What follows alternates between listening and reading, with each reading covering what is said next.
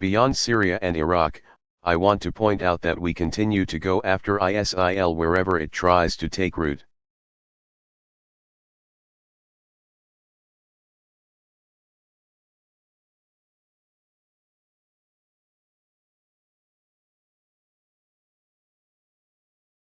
Working with partners from Nigeria to Afghanistan.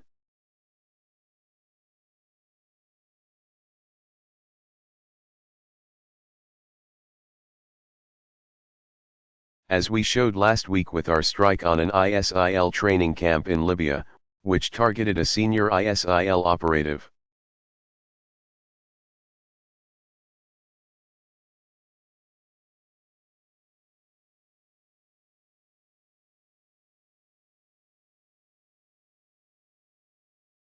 We will continue to use the full range of tools to eliminate ISIL threats wherever they are.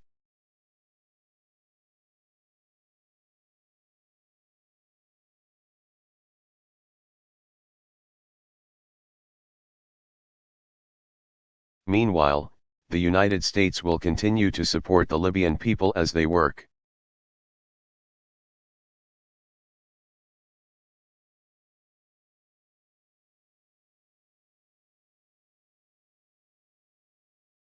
To form a new government and regain control of their country.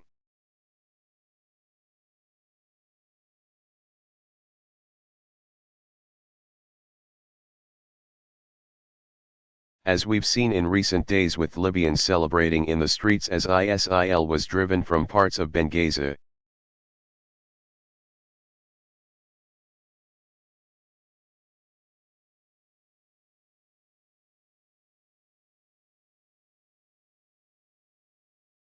Even as we continue our military and counter-terrorism efforts.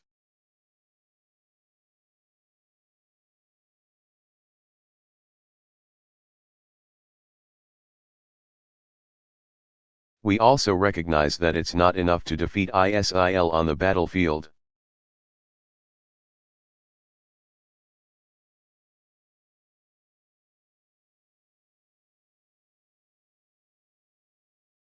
We're going to have to defeat its ideology, which radicalizes, recruits, and inspires people to violence.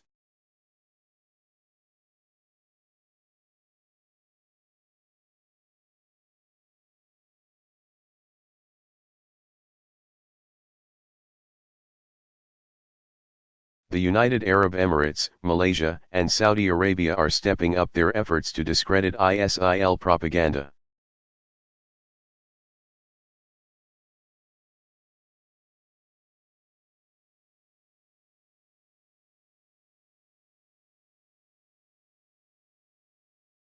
Here at the State Department, our new Global Engagement Center will do more to lift up voices that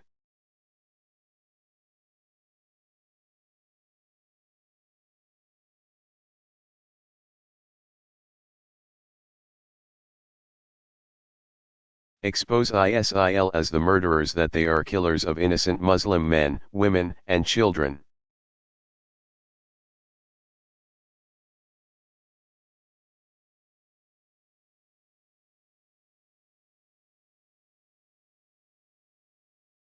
And my administration is working with high-tech leaders in Silicon Valley, including Facebook.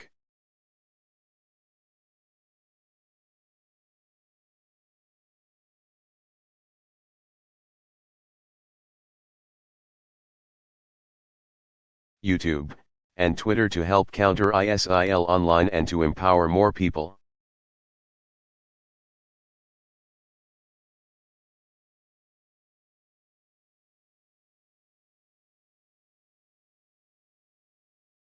Especially young people, to use their talents and technology to push back on ISIL's propaganda.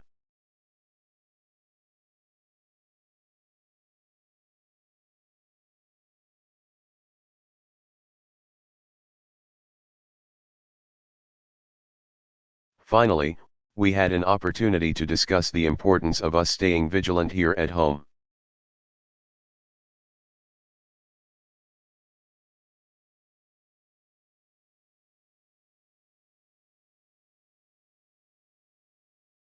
Lone actors or small groups of terrorists like those in San Bernardino are very hard to detect.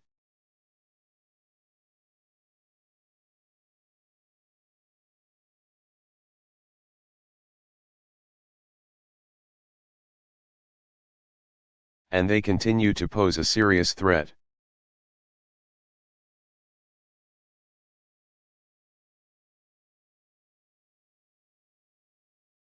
So at every level, federal, state and local law enforcement needs to be working together.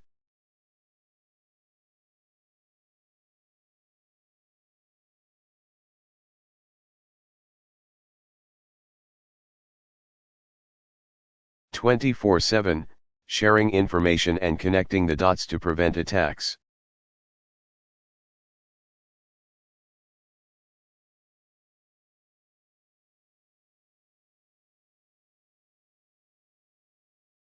As we do, we'll continue to partner with communities to help them stay strong and resilient.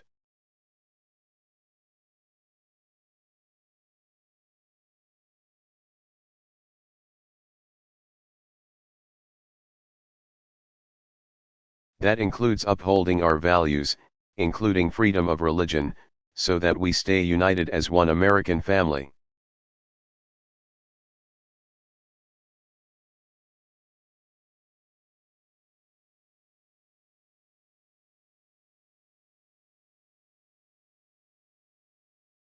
So to summarize, the fight against ISIL will remain difficult, but we will continue.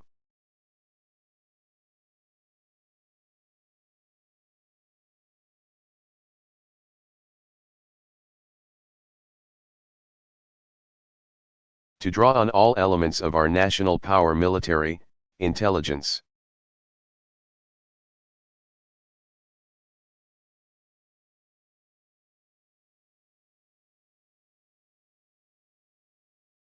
diplomacy, homeland security, law enforcement, and the strength of our communities.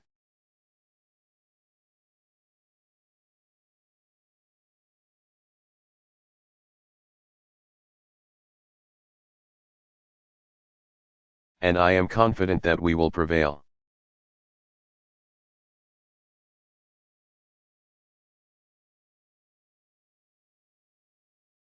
We are in a better position now than we were last month.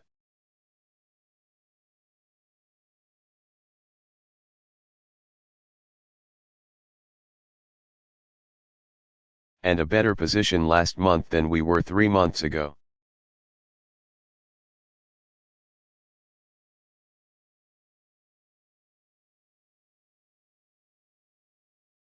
In the end, brutality of ISIL is no match for the yearning of millions who want to live in security and dignity.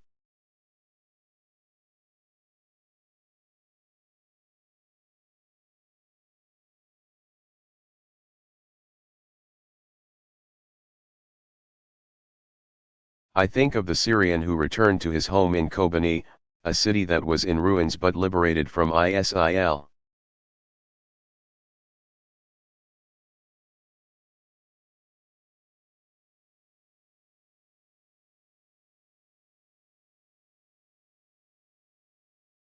Despite knowing life would be tougher here, he said, I chose to come back.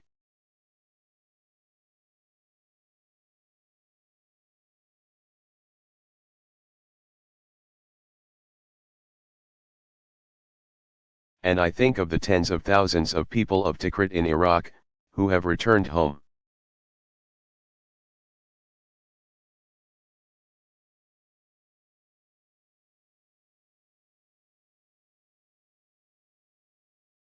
Including students back at their university, focusing on a better future.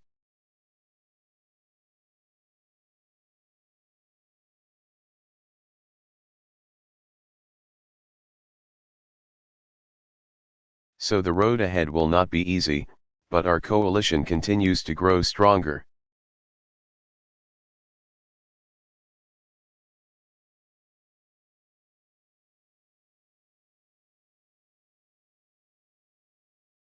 The ISIL core in Syria and Iraq continues to shrink.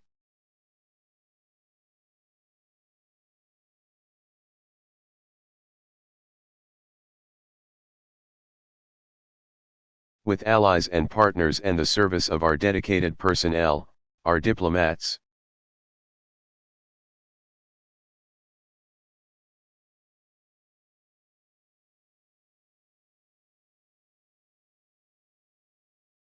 Our civilians, and our military, we will destroy this barbaric terrorist organization.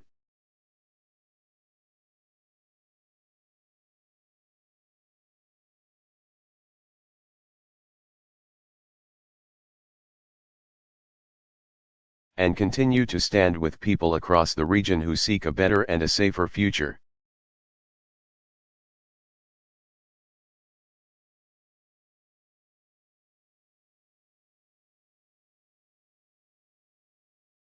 Thanks very much, everybody.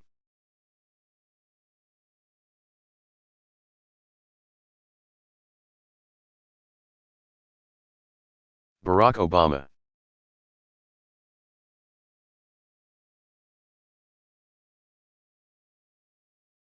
Islamic Society of Baltimore Address.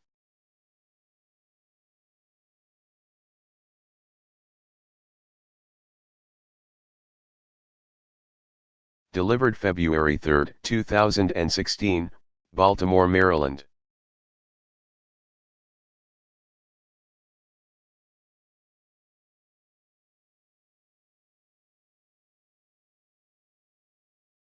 Well, good afternoon.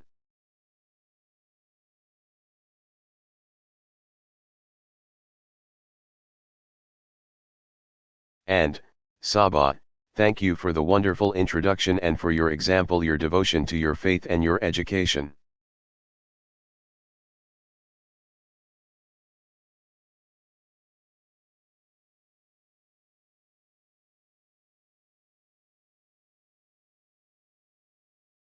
And your service to others. You're an inspiration. You're going to be a fantastic doctor.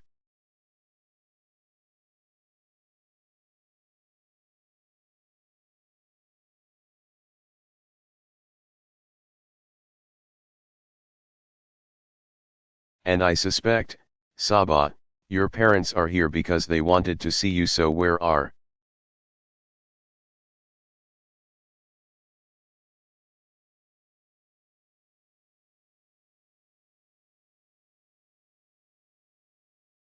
Sabah's parents. There you go. Good job, Mom. She did great, didn't she? She was terrific.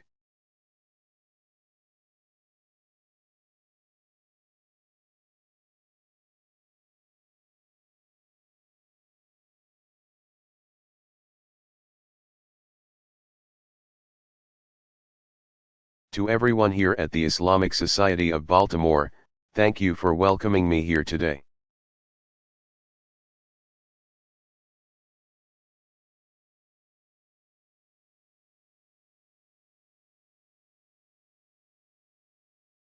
I want to thank Muslim Americans, leaders from across the city and the state.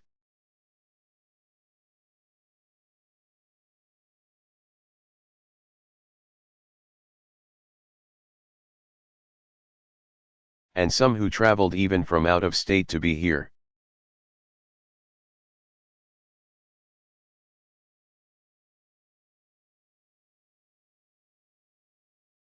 I want to recognize Congressman John Sarbanes, who is here.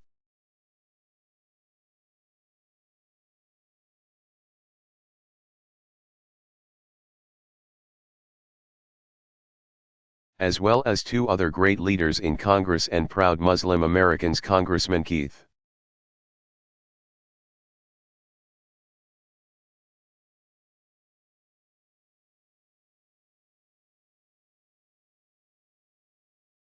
Ellison from the great state of Minnesota and Congressman Andre Carson from the great state of Indiana.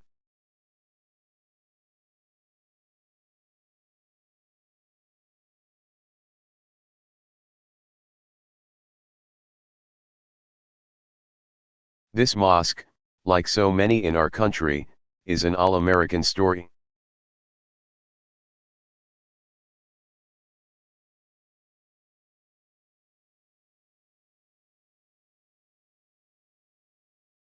You've been part of the city for nearly half a century.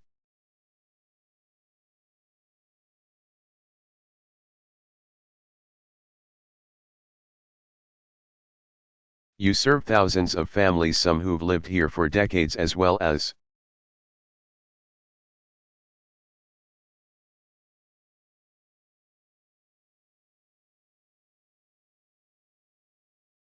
immigrants from many countries who've worked to become proud American citizens.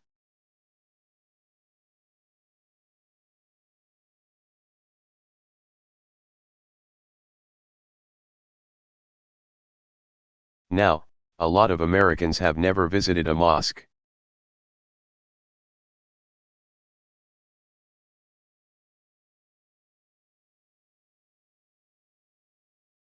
To the folks watching this today who haven't think of your own church,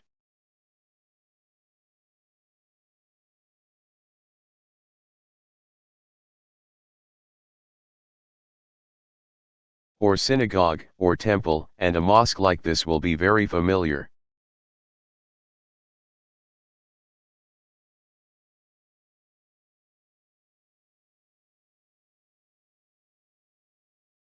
This is where families come to worship and express their love for God and each other.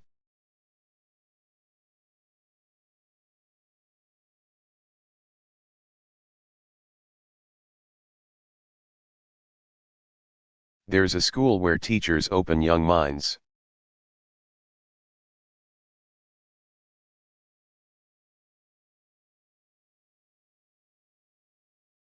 Kids play baseball and football and basketball. Boys and girls, I hear they're pretty good.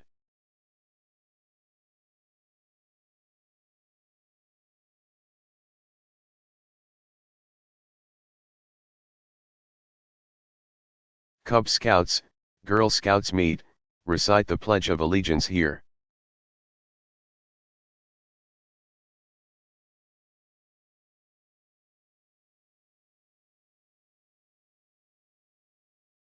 With interfaith dialogue, you build bridges of understanding with other faith communities, Christians and Jews.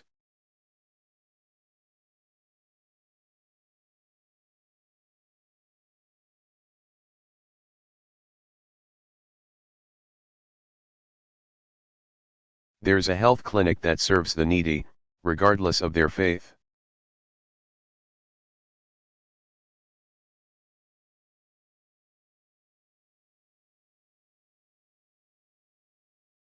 And members of this community are out in the broader community, working for social justice and urban development.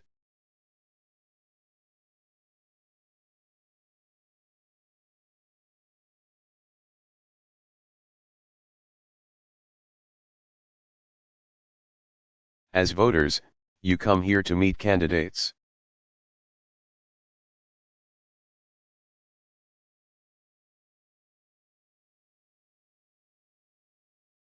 As one of your members said, just look at the way we live, we are true Americans.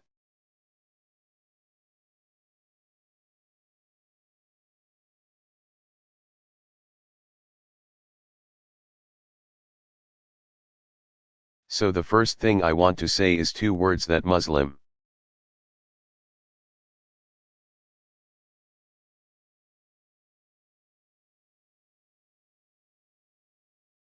Americans don't hear often enough, and that is, thank you.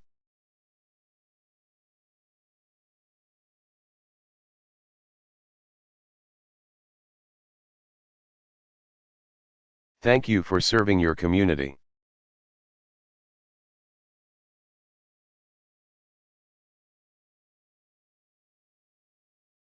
Thank you for lifting up the lives of your neighbors.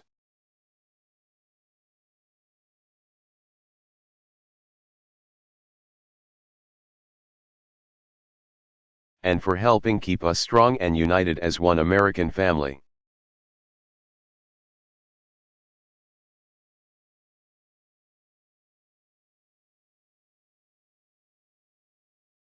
We are grateful for that.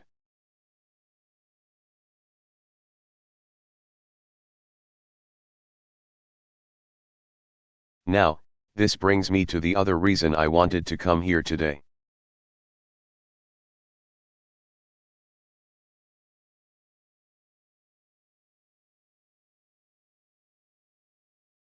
I know that in Muslim communities across our country,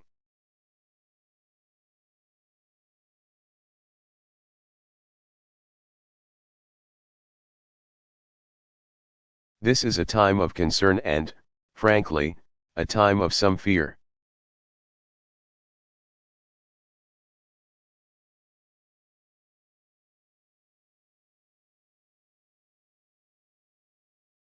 Like all Americans, you're worried about the threat of terrorism.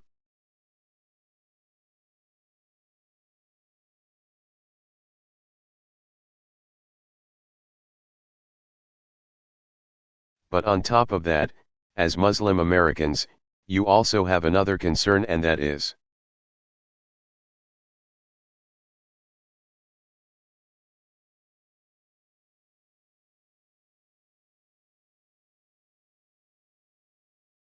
your entire community so often is targeted or blamed for the violent acts of the very few.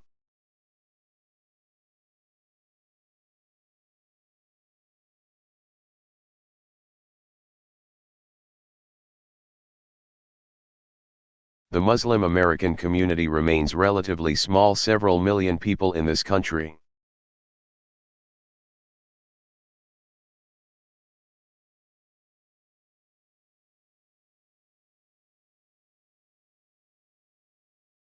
And as a result, most Americans don't necessarily know.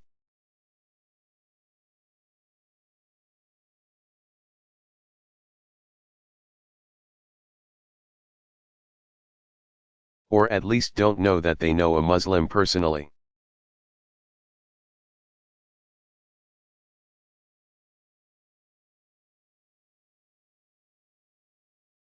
And as a result, many only hear about Muslims and Islam from the news after an act of terrorism.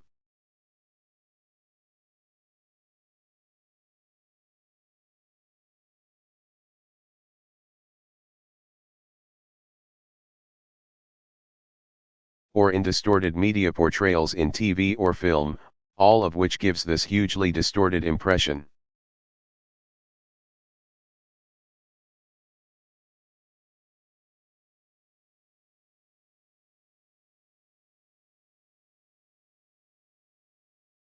And since 9/11, but more recently, since the attacks in Paris and San Bernardino,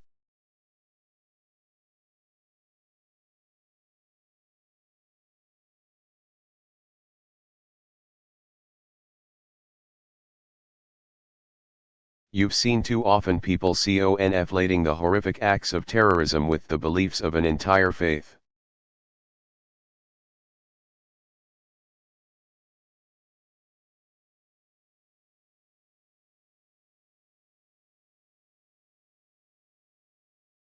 And of course, recently,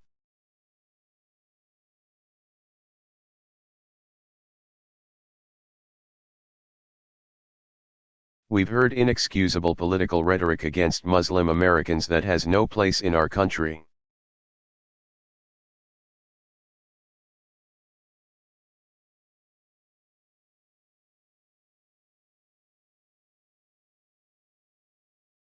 No surprise, then, that threats and harassment of Muslim Americans have surged.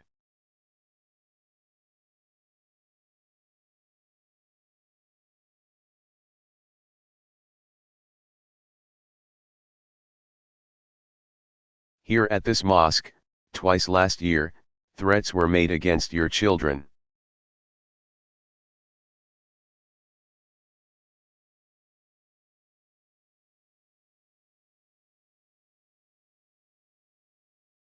Around the country, women wearing the hijab just like Sabah have been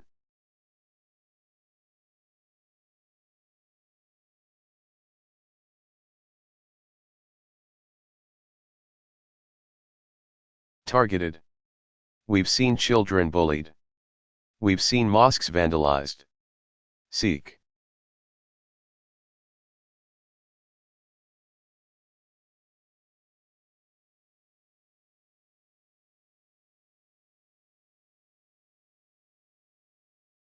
Americans and others who are perceived to be Muslims have been targeted, as well.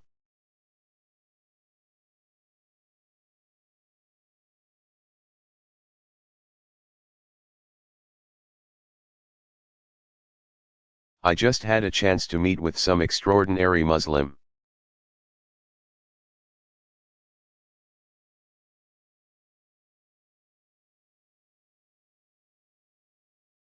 Americans from across the country who are doing all sorts of work.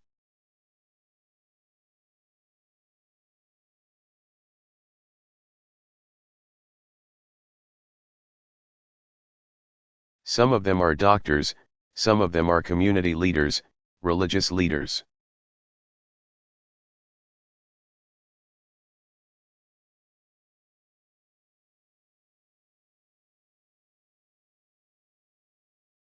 All of them were doing extraordinary work not just in the Muslim community but in the American community.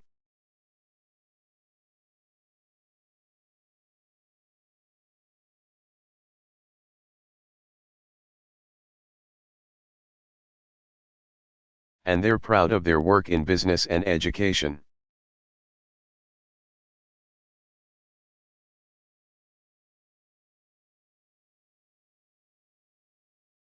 And on behalf of social justice and the environment and education.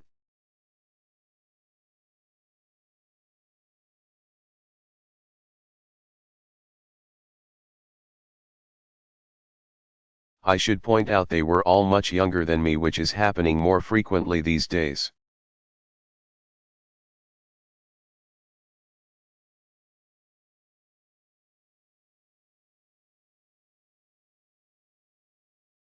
And you couldn't help but be inspired, hearing about the extraordinary work that they're doing.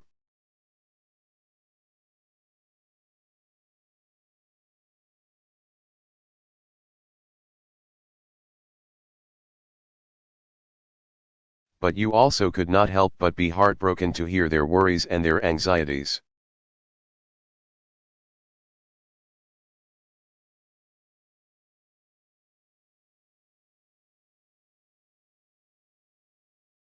Some of them are parents, and they talked about how their children were asking,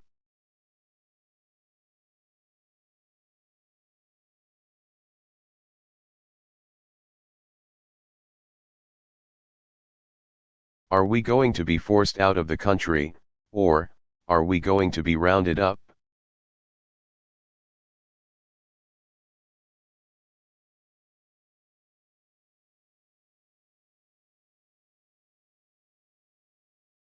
"Why do people treat us like that?" Conversations that you shouldn't.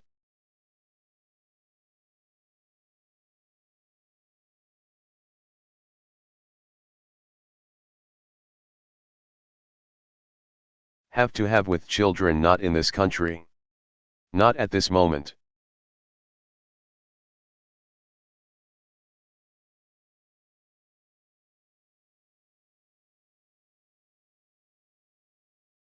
And that's an anxiety echoed in letters I get from Muslim Americans around the country.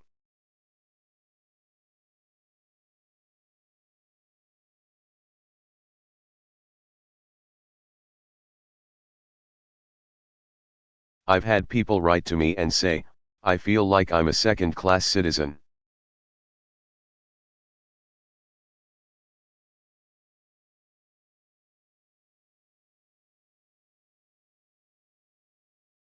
I've had mothers write and say, "My heart cries every night."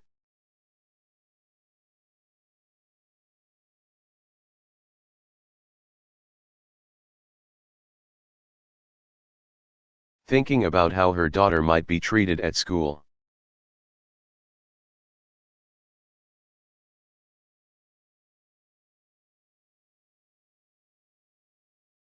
A girl from Ohio, 13 years old, told me, "I'm scared."